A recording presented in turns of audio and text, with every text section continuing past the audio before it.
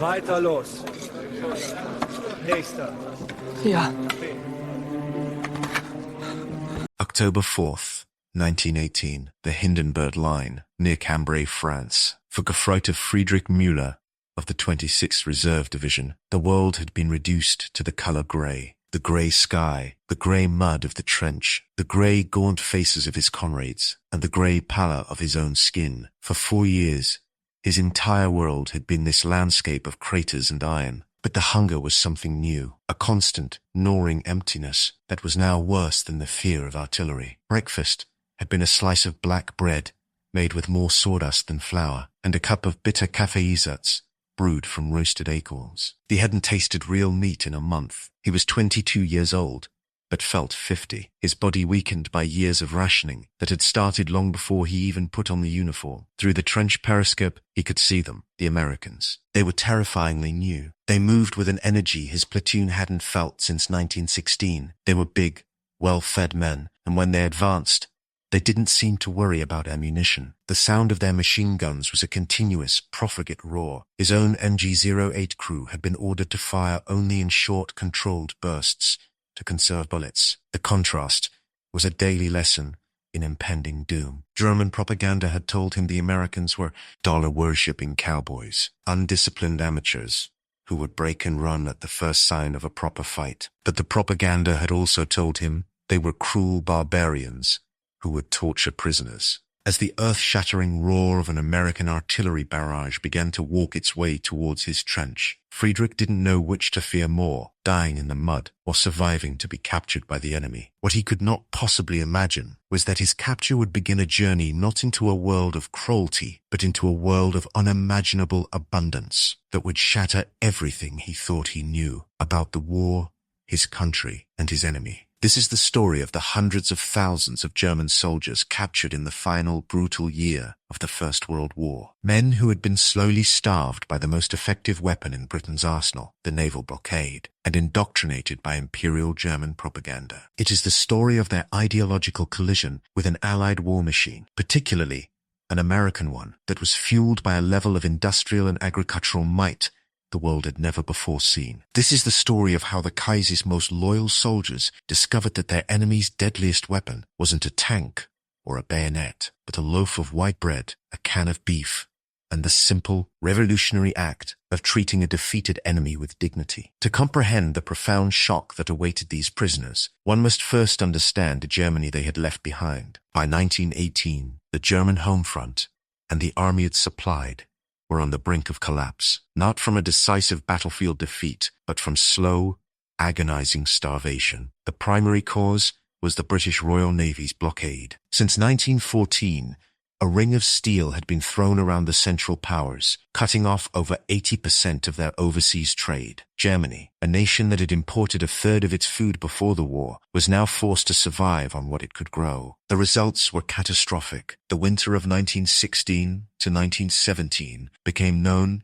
as the Kohlruben winter, the turnip winter, because the potato crop had failed and the population was forced to subsist on turnips, a vegetable previously considered animal feed. The German people became grim experts in ersatz, or substitute, foods. Coffee was made from acorns, bread was bulked up with sawdust and chalk, sausage was made from offal and breadcrumbs, and fat was a luxury more precious than gold. Official rations for civilians fell to less than 1,000 calories a day. It's estimated that nearly 750,000 German civilians died from malnutrition and starvation-related diseases as a direct result of the blockade. This hunger seeped into the army. While soldiers on the front line received priority, their rations were a pale shadow of what they had been in 1914. The dense, protein-rich sausages were replaced by watery stews. Real butter was replaced by margarine. The once plentiful bread rations were cut again and again. Soldiers on leave were shocked to find their families even thinner and hungrier than they were. Every letter from home was a story of deprivation. This physical hardship was buttressed by a rigid wall of imperial propaganda. Germans were told they were fighting a defensive war, a Verteidigungskrieg, against a circle of hateful enemies who wished to destroy their nation. The British were portrayed as greedy imperialists, starving German women and children with their illegal blockade. The French were depicted as vengeful and degenerate, and the newly arrived Americans were objects of particular scorn. They were, according to the state-controlled press, a nation of greedy, uncultured merchants, with no military tradition, a mongrel army lured into the war by bankers' gold. The German High Command, led by Ludendorff and Hindenburg, assured the soldiers that one final heroic push, the Spring Offensive of 1918, would bring these decadent enemies to their knees. But the Spring Offensive failed, and in its wake, the Allied 100 Days Offensive began, with the American Expeditionary Forces playing an increasingly decisive role. Now, in the autumn of 1918, the German army was not advancing, it was reeling backwards. Friedrich Müller and his comrades were the product of this world, physically weakened by years of hunger and psychologically primed to believe their enemies were both incompetent and monstrously cruel. They were ordered to fight to the death because surrender was portrayed as a fate worse than death. On that cold October morning, the American artillery barrage reached a terrifying crescendo and then fell silent. An officer's whistle pierced the ringing in Friedrich's ears. He peered over the edge of the trench and saw them, a wave of American soldiers, the blood go boys, emerging from the mist. They weren't the scrawny, cartoonish figures from the propaganda posters. They were large, moving with a relentless momentum, the bayonets fixed. The battle was short and brutal. Friedrich's machine gun ran out of ammunition in minutes. The Americans were suddenly all around them, shouting in an unfamiliar language. A bayonet was pointed at his chest, and he dropped his empty rifle, raising his hands in the universal gesture of surrender. As he was herded to the rear with a group of other captured soldiers, the fear was overwhelming. This was it, the moment propaganda had warned him about. He expected to be beaten, robbed, or marched into a barren cage and left to starve. An American soldier, a boy who couldn't have been more than 19, pushed him into a line. Then, the American reached into his own haversack and pulled something out. It was a tin can. He opened it and handed it to Friedrich. Inside was corned beef. Bully beef, as the Allies called it. It was more meat than Friedrich had seen in a month. Then another soldier came down the line with a sack, handing out hardtack biscuits and, unbelievably, a small bar of chocolate. Friedrich stared at the food in his hands, confused. This wasn't a special meal. This was the standard, everyday ration of the common American soldier. It was a ration of abundance, a ration from a country that had not been touched by blockade or hunger. As he took the first bite of the rich, fatty beef, a taste he had almost forgotten, the first crack appeared in the foundation of his entire world. The propaganda was a lie. The Americans were not starving, and they were not starving their prisoners. This simple act of being fed, and fed well, was more disorienting than any artillery shell. It was the beginning of his true education. The initial shock of the American field ration, the tinned beef, the hardtack biscuits, the impossible luxury of a chocolate bar was only the first tremor in an earthquake that would shatter the foundations of Friedrich Müller's world. As he and his fellow captives were marched away from the front lines, a new, more organized reality began to take shape. They were consolidated at a rear area collection point, a sprawling tent city where thousands of German prisoners were being processed with a calm, bureaucratic efficiency that was itself unsettling. Here, the true education in American logistics began. They were lined up for their first hot meal in captivity. Field kitchens, which the German army struggled to keep supplied with even the most basic ingredients, were producing food on an industrial scale. The smell alone was intoxicating. A rich beef stew, thick with potatoes and vegetables. When the ladle filled Friedrich's mess tin, he stared at the chunks of real meat, the likes of which he hadn't seen in a single serving for over a year. It was accompanied not by the dense, dark Kommissbrot of the German army, but by 2 thick slices of soft white bread. And to drink, there was real coffee, brewed strong, with bowls of pure white sugar placed on the tables for anyone to use as they pleased. Men wept openly as they ate, not from sorrow, but from a dizzying mix of relief and profound confusion. They had been taught that the Americans were a weak nation of merchants, yet these merchants fed their defeated enemies better than the Kaiser fed his own frontline soldiers. Wounded prisoners were taken to field hospitals, where American doctors and medics treated their injuries with a professionalism that lacked any hint of malice. They were given morphine for pain, their rooms were cleaned with antiseptic, and they were given the same priority as wounded American soldiers. A German officer, his arm shattered by shrapnel, would later write in a letter home, "The American doctor who treated me had hands as gentle as my mother's. He spoke to me in perfect German and assured me I would not lose my arm. I was their enemy, yet they worked to save my limb with a dedication I found incomprehensible." This initial phase of captivity was designed to be temporary. The ultimate destination for Friedrich and tens of thousands of other German prisoners was across the Atlantic, in the prison camps of the United States. The journey to the French coast was by train. The prisoners were herded into 48 boxcars, so named because they could hold either 40 men or 8 horses, the standard mode of military transport across Europe. For this brief leg of the journey, things felt familiar, uncomfortable, and grim. But when they reached the port of Brest, the familiar world ended for good. The harbor was a forest of steel masts and smoking funnels.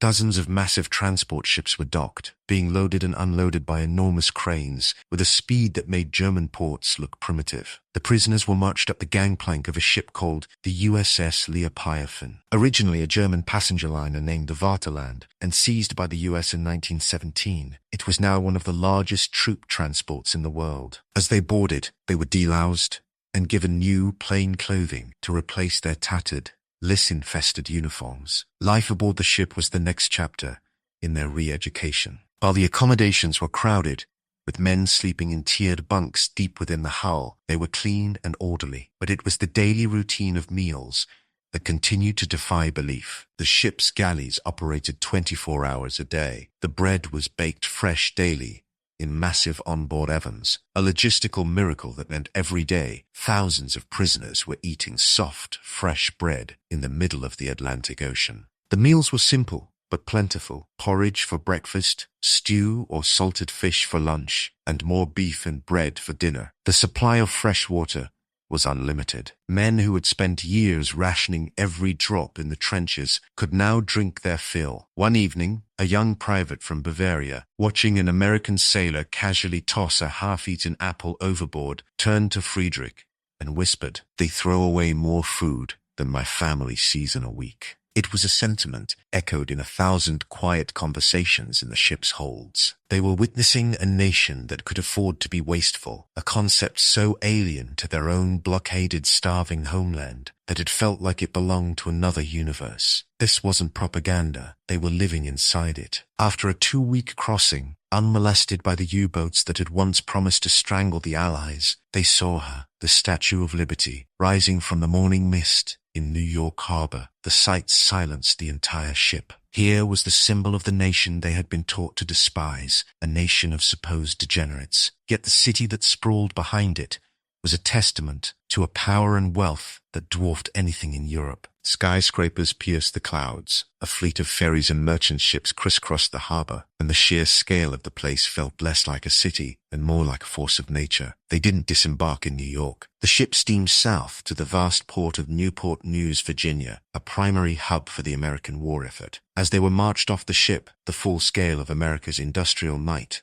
was on display. They saw acres of brand new military trucks, thousands of them, parked in perfect rows, waiting to be shipped to France. They saw mountains of crates, each containing ammunition, uniforms, or food. And as night fell, the most profound shock of all occurred. The city lit up. Every street, every factory, every house blazed with electric light. In Germany, a strict blackout had been enforced for years to guard against air raids. To see a city expend energy so casually, so openly, was a jarring spectacle. It spoke of a nation utterly untouched by the war, a nation so confident in its security that it didn't even bother to hide its light. It was a psychological blow, a silent declaration that this country was not fighting for survival, like Germany. It was simply flexing a muscle. The final leg of their journey was by train, but these were not the crude boxcars of France. The prisoners were loaded onto proper passenger trains. The seats were cushioned, there was running water, and through the large windows,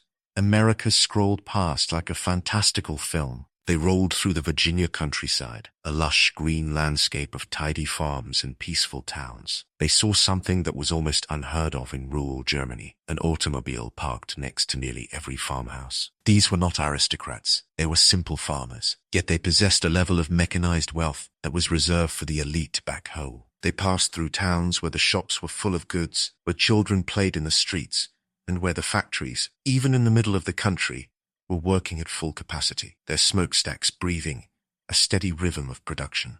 For the German prisoners, it was a journey through an enemy country that felt more prosperous, more peaceful, and more powerful than their own homeland had even before the war. They had been told they were fighting for Lebensraum, for living space, because Germany was supposedly a crowded nation with no resources. Yet here was a country with endless space, endless resources, and a population that seemed to be enjoying a life of comfortable peace, all while waging a massive war 3,000 miles away. The train rumbled on for days, deeper into the American continent. With each passing mile, the certainties of their old world rumbled further. The propaganda they had been fed now seemed like a childish, pathetic lie. The reality outside their window was too vast, too powerful to deny. Finally, the train slowed and pulled into a siding in rural Georgia. The doors opened, and the guards ordered them out. Before them stood the entrance to their new home, Camp Gordon. There was a high barbed wire fence and watchtowers, the familiar architecture of captivity. But beyond the gate, they could see rows of clean, well-constructed wooden barracks, a large hospital building, and kitchens from which the smell of roasting meat was already wafting. They were about to discover that even as prisoners of war, they were going to live better than they had as soldiers of the Kaiser. The first thing that struck Gefreiter Friedrich Müller as he marched through the gates of Camp Gordon, Georgia, was the sheer sense of order. The trenches he had left behind were a chaotic world of mud, decay, and death. This place, despite the barbed wire, was clean. The barracks were laid out in neat, precise rows, constructed from fresh pine wood that still carried the scent of the forest. There were gravel paths between the buildings, proper drainage ditches, and none of the ever-present filth of the front. It felt less like a prison and more like a new, albeit Spartan, town. Inside the barracks, the second shock awaited. There were no lice-infested straw heaps on a muddy floor. Instead, he saw rows of steel-framed bunk beds, each with a mattress and a clean blanket. A single, bare electric bulb hung from the ceiling of each building, a miracle of light and power in a world that, for him, had been governed by the flickering flame of a candle or the darkness of a dugout. At the end of the barracks was a washroom with running water and flush toilets. Hot showers were available twice a week. For Friedrich, who had not had a proper hot bath in over 2 years, these amenities felt like the luxuries of a king. He and his comrades, men who had been conditioned to endure the most extreme hardship, were speechless. They had been prepared for a fight for survival. They were not prepared for basic human dignity. But the true, relentless assault on their ideology began in the mess hall. The structure was a long, simple wooden building, but the system it housed was a testament to the principles of American mass production applied to food. The prisoners lined up, mess tin in hand, as they had done countless times in the German army. But what was ladled into those tins was from another universe. Breakfast was not acorn coffee and sawdust bread. It was a bowl of hot oatmeal, a splash of real milk from a metal churn, and 2 slices of soft white bread with a pat of butter. Most astonishingly, at the end of the counter were large bowls filled to the brim with white, granulated sugar. There was no ration master watching over it. Prisoners could take as much as they wanted. Friedrich watched, mesmerized, as the man in front of him, a grizzled veteran from the Somme, took 3 heaping spoonfuls of sugar and stirred it into his coffee. The man took a sip, and his eyes, weary from 4 years of war, welled up with tears. It was the taste of a forgotten world. The daily caloric intake for a prisoner in an American camp was regulated to be between 3,000 and 3,400 calories, roughly the same as that of an American soldier in training. For the German prisoners, who had been subsisting on barely 1,500 calories of poor-quality food, this was a feast that repeated itself 3 times a day, every day. Lunch and dinner brought more shocks. There were thick stews full of beef and potatoes, baked beans, boiled cabbage, and always more white bread. The sheer quantity of meat was staggering. The British blockade had made meat a phantom luxury in Germany. Here, it was a daily staple. The prisoners began to gain weight. The gaunt, hollowed-out look of the frontline soldier was slowly replaced by a healthier complexion. They were, ironically, becoming fitter and stronger in captivity than they had been in freedom. The sound of the prison made me come.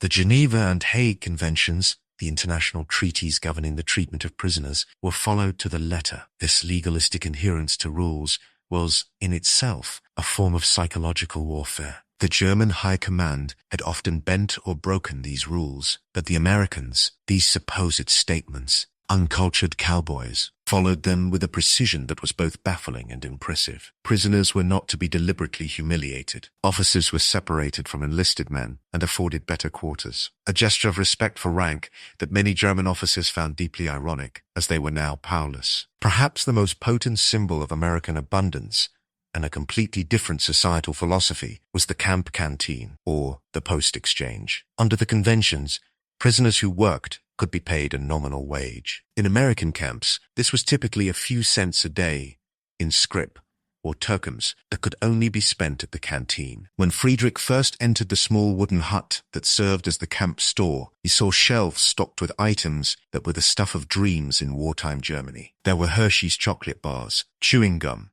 tins of tobacco, and fresh fruit like oranges and apples, and there were bottles of a strange, dark, sweet, fizzy drink he had never seen before, Coca-Cola. These were not military rations. These were commercial, civilian goods available for purchase. The concept that a nation at war could have such a surplus of sugar, chocolate, and fruit that it could afford to sell them to its enemies was beyond comprehension. Friedrich and his comrades would pool their meager earnings to buy a single chocolate bar, which they would then divide among a dozen men, each savoring his small piece as if it were the most precious substance on earth. They were tasting, for the first time, the fruits of a consumer economy, a system that produced not just for need, but for pleasure. Medical care was another area of shocking revelation. The camp hospital was staffed with American doctors and often assisted by captured German medical personnel. It was clean, well supplied, and efficient. Men suffering from trench foot, malnutrition-related diseases like scurvy, or battlefield wounds received proper medical attention. Dentists filled cavities and extracted rotten teeth, a level of care that was almost non-existent for the common soldier in the German army. This systematic effort to heal the bodies of their enemies was perhaps the most confusing aspect of their captivity. The Americans were simultaneously sending hundreds of thousands of their own sons to fight and kill Germans in France, while here, in these camps, they were spending resources to save German lives. It was a contradiction that Nazi ideology, with its simple narrative of racial hatred and total war, could not explain. Beyond their physical needs, the prisoners' minds were also catered to. The YMCA, in a massive international effort,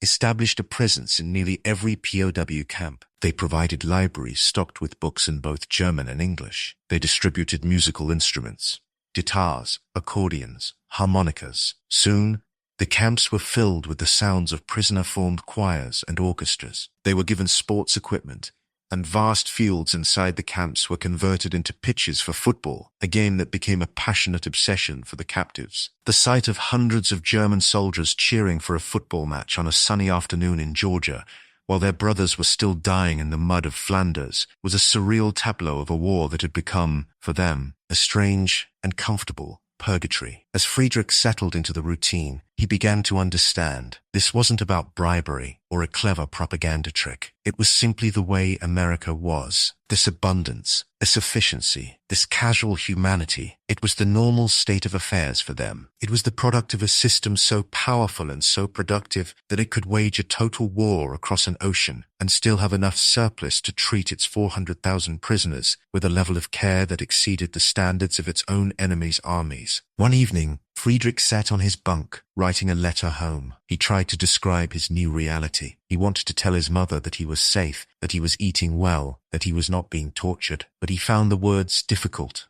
How could he describe the unlimited sugar without sounding like he was mocking his family's hunger? How could he write about playing football on a green field without sounding like a traitor to his comrades still suffering in the trenches? He was living in a world his family could not possibly imagine, and the gulf between his experience and theirs felt as wide as the Atlantic Ocean he had just crossed. He was safe, he was healthy, but he was more confused than he had ever been in his life. His body was a prisoner, but for the first time, his mind was beginning to question the prison of ideology he had lived in his entire life. The daily reality of abundance, the hot meals, the clean barracks, the medical care had systematically dismantled the crude caricatures of Nazi propaganda. The American barbarian was proving to be a surprisingly efficient and humane captor. But the Allied war effort, particularly the American component, had a far more ambitious goal than simply warehousing prisoners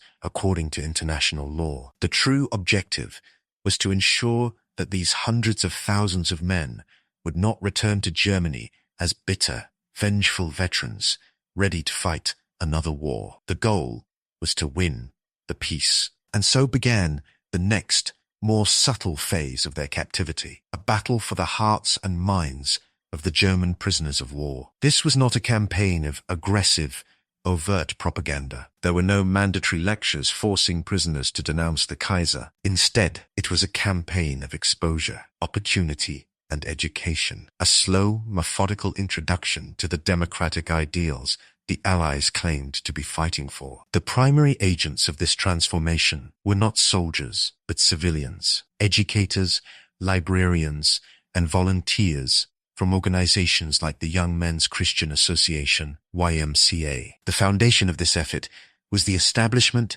of what came to be known as the death camp universities. In nearly every major POW camp across America, a vast educational program was created, offering a range of classes that was astonishing in its scope. The first and most crucial subject was English. For men who had only ever known their captors through the sights of a rifle, learning their language was a revolutionary act. It broke down the wall of animosity and opened a door to a new world of information. Instructors, often German-American university professors, were brought in to teach classes ranging from basic literacy for the poorly educated farm boys to advanced conversational English for the officers. Beyond language, the camps offered extensive vocational training. Prisoners could take courses in agriculture, learning modern American farming techniques that were decades ahead of the horse and plow methods common in Germany. They could study carpentry, bookkeeping, engineering, and mechanics. The implicit message was powerful. These were the skills of creation, not destruction. The Americans were teaching their enemies how to rebuild a nation, not how to wage another war. For men who had spent 4 years learning only how to dig trenches and fire machine guns, the idea of learning a constructive trade was a profound psychological shift. The scope of the academic programs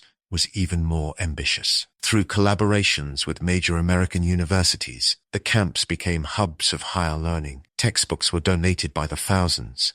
Prisoners could take correspondence courses from institutions like the University of Chicago and Columbia University. The curriculum was vast, covering history, geography, mathematics, sciences, and literature. A German soldier who'd left school at 14 to work in a factory could now find himself in a classroom in a Georgian prison camp, studying the principles of American constitutional government. This intellectual awakening was further fueled by the camp libraries. The YMCA, with its neutral, humanitarian mandate, was instrumental in establishing libraries that contained thousands of books, all in German. While heavily censored to exclude politically sensitive or militaristic content, the selection was broad. Prisoners could read the works of German literary giants like Goethe and Schiller, but they were also introduced to American authors like Mark Twain and Jack London. For the first time, they were reading for pleasure and intellectual curiosity, not for indoctrination. Perhaps the most transformative tool in this battle for the mind was the camp newspaper. In a remarkable display of trust, American authorities permitted the prisoners to publish their own newspapers. Written,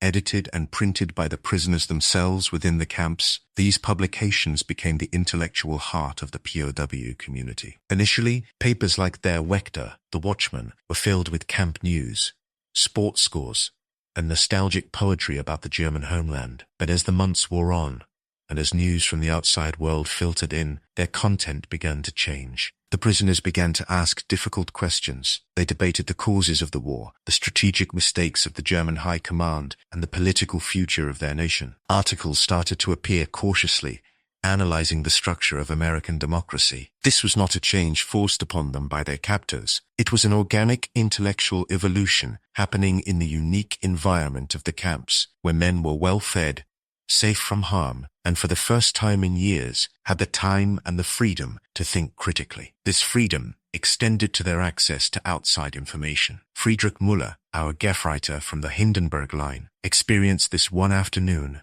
in the camp library. He picked up a copy of an American newspaper, the New York Times, which had been approved by the camp censor. He expected to read jingoistic propaganda. Instead, he found something far more shocking. There was an article detailing a political debate in the U.S. Congress where senators were openly and harshly criticizing President Woodrow Wilson's handling of the war. To Friedrich, who came from an Imperial Germany, where criticizing the Kaiser or the High Command was an act of treason, this was incomprehensible. The Americans allowed their own leaders to be publicly questioned, even in the midst of a world war. They printed the criticism for everyone, including their enemies, to see. This single newspaper article did more to explain the concept of democracy than any textbook could. It revealed a society that was strong not because it suppressed dissent, but because it tolerated it. A nation confident enough to air its own disagreements was a nation that did not fear the truth. It was through these channels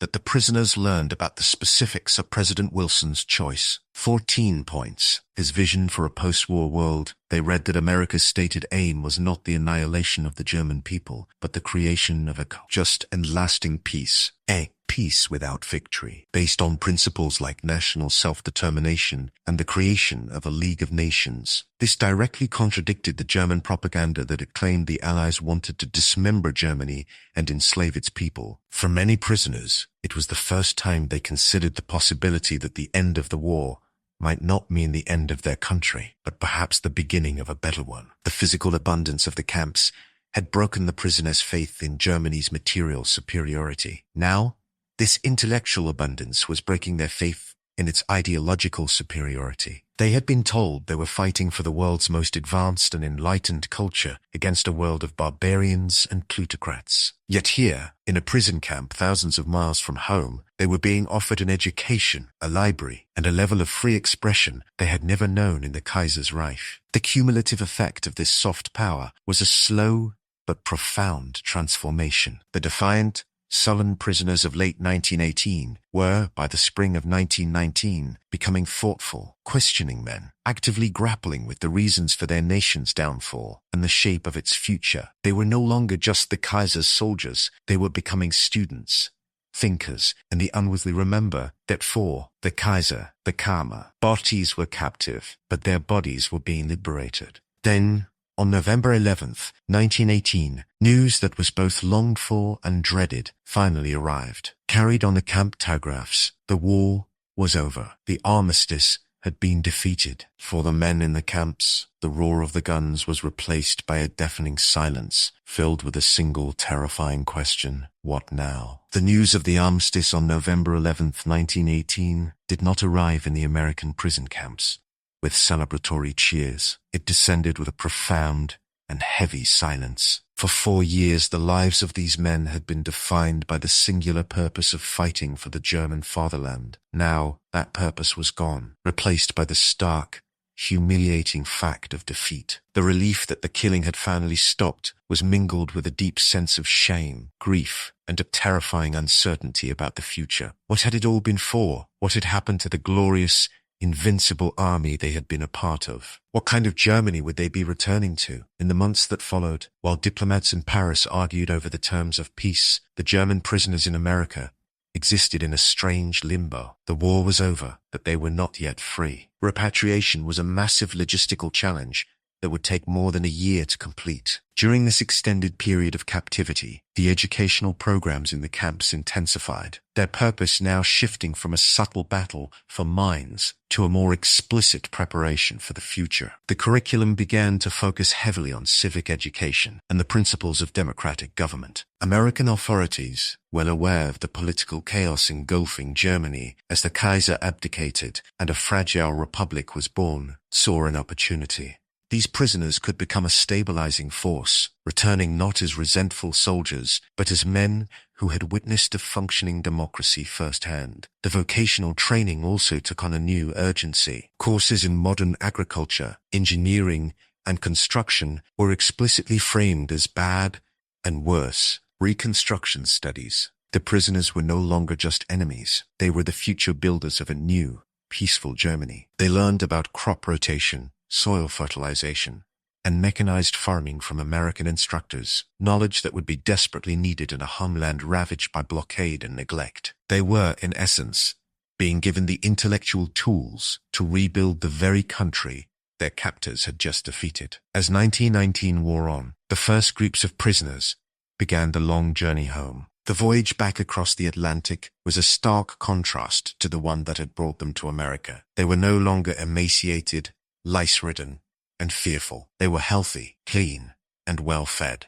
Medical records from the repatriation process show that the average German prisoner gained between 15 and 20 pounds during their captivity in the United States. They were returning in better physical condition than at any point during their military service. They carried with them not just their few personal belongings, but also YMCA-provided books, letters from American acquaintances, and, in many cases, a profoundly altered worldview. The final, most brutal shock came upon their arrival in Germany. They disembarked not in the proud, orderly empire they had left, but in a nation broken in body and spirit. The ports were chaotic, the seas were scarred, and the people were ghosts. The effects of the British blockade, which had only been fully lifted months after the armistice, were everywhere. Their families, whom they had dreamed of for years, were skeletic. Children were suffering from rickets and malnutrition. The joy of reunion was almost always overshadowed by the shock of seeing the physical devastation that starvation had wrought upon their loved ones. The British blockade, with long hard settles, and now many sore to fight.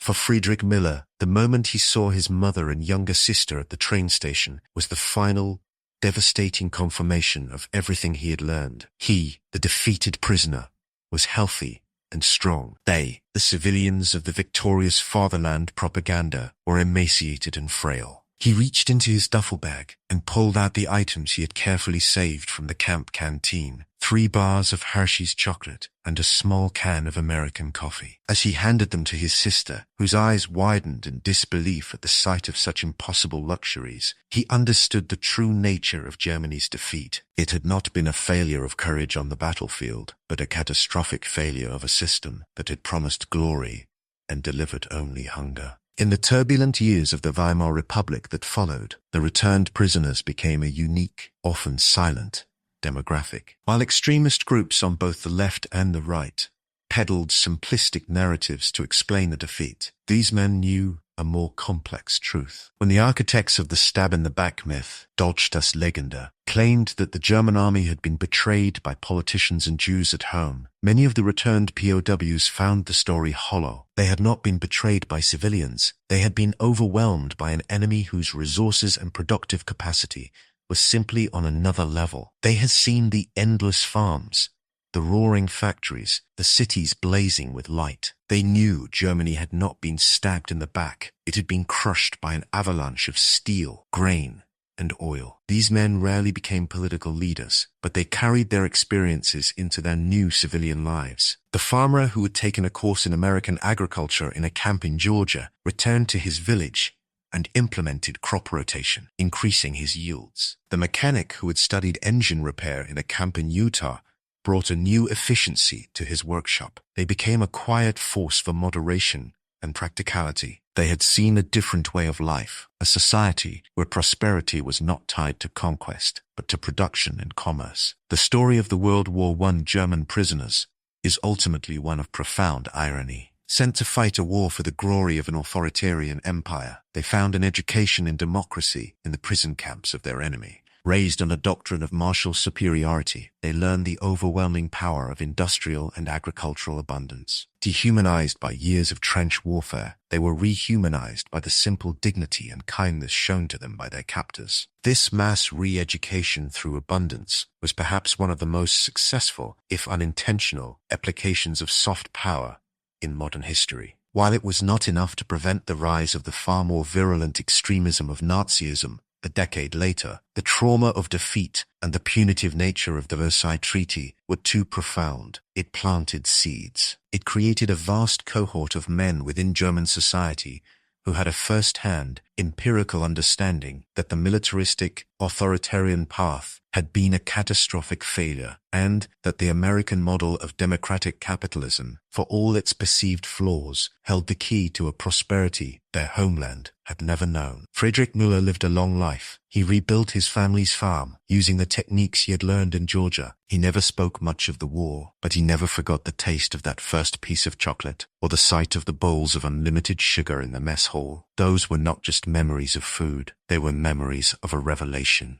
They were the moments he realized that a nation's true strength is not measured by the ferocity of its soldiers, but by its ability to provide for its people and even for its enemies. It was a lesson learned in captivity, a lesson that quietly shaped the rest of his life and, in small, unseen ways, the future of his country. The First World War proved that the greatest armies could be brought to their knees by hunger, but the experience of the German prisoners in America proved that the most hardened minds could be conquered by a simple, undeniable truth. A society that can afford to be generous, even in wartime, possesses a power greater than any army.